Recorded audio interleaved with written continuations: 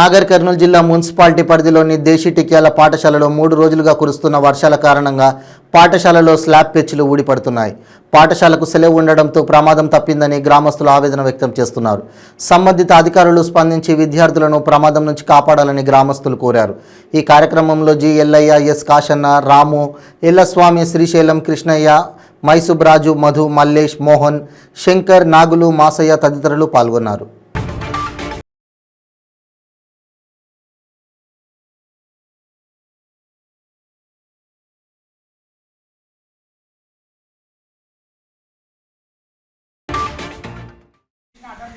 అది మొత్తం కూలేటట్లుంది.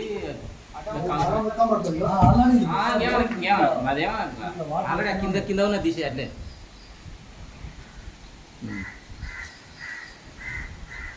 తీస్తే మంచిగా ఉండదు. దగ్గరనే పెట్టి తీసేయాలి. ఆ కిందిది అది రెండు కనిపిస్తున్నాయి. దగ్గరకు ఆఫ్ చేసి కొంచెం వీడియో ఇంకా అట్లా